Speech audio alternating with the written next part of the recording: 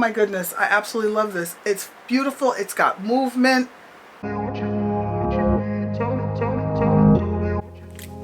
Hey y'all, it's Maxine and I am back with another wig review.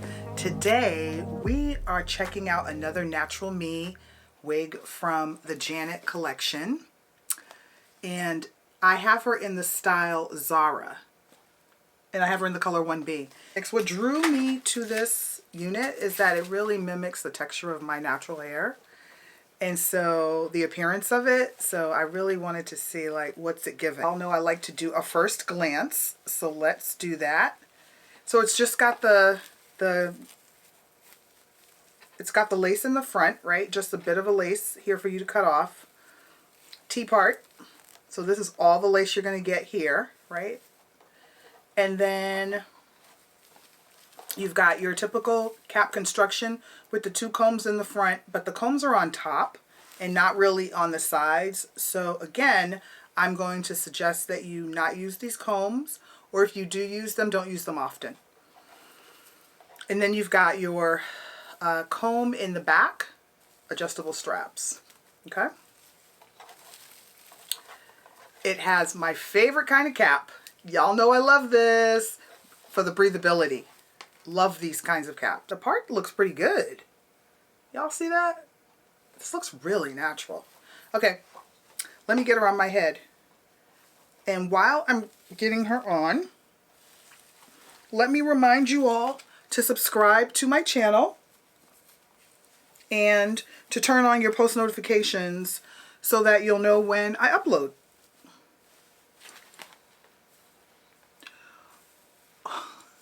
These curls are very bouncy. Very bouncy. I love the appearance of the hair.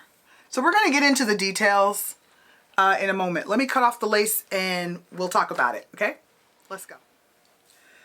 Okay, I'm back and I've cut the lace.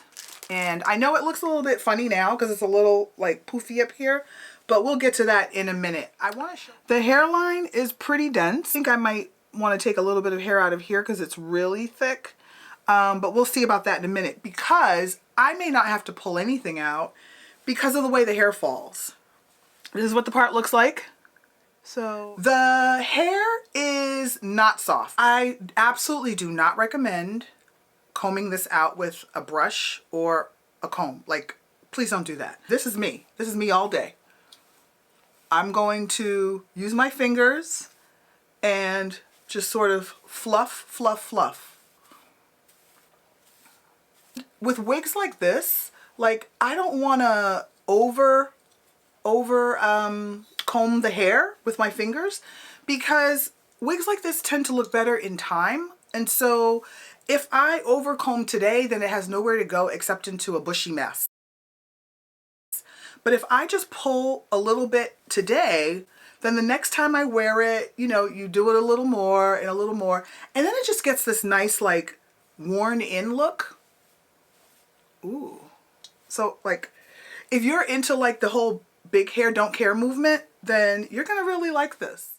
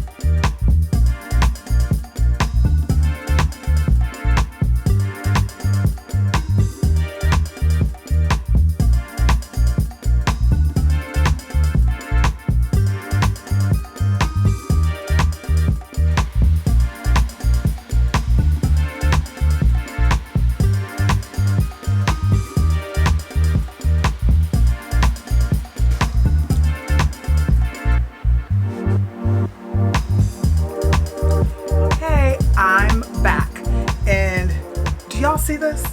This is absolutely gorgeous. So I did very little work. I cut the lace, I cut a few layers in the front just to kind of create more dimension and create like a heart shape.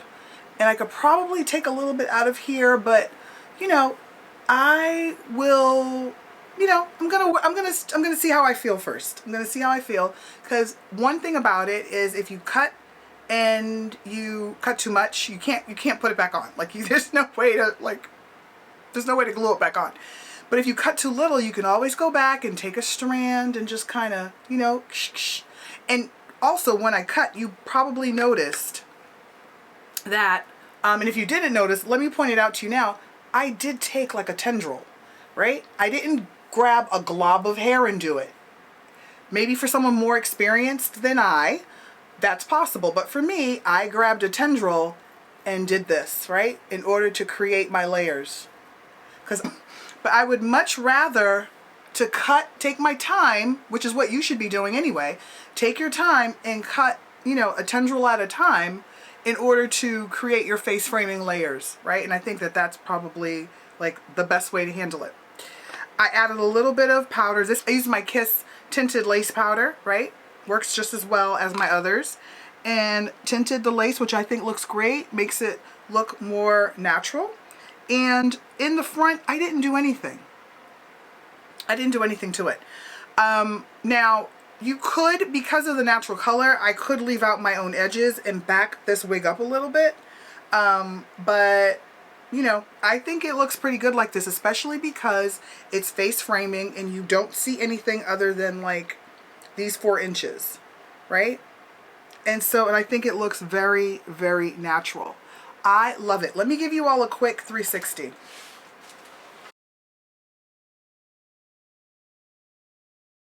What do you guys think? Do you like it? Is this like your style? So I want to preserve these curls and let this sort of naturally like do its thing over time. But for now, like I absolutely love this. Oh my goodness, I absolutely love this. It's beautiful. It's got movement. It's got great movement. And so I think like my only con is the texture, right? The fact that the texture feels a little dry and coarse, right? It does. It feels very dry and coarse. But to look at it, it doesn't look dry. You could put any kind of like silicone spray, or, you know, if you have this Garnier Sleek and Shine, which I really like, you can put this in it and see if that helps a little bit.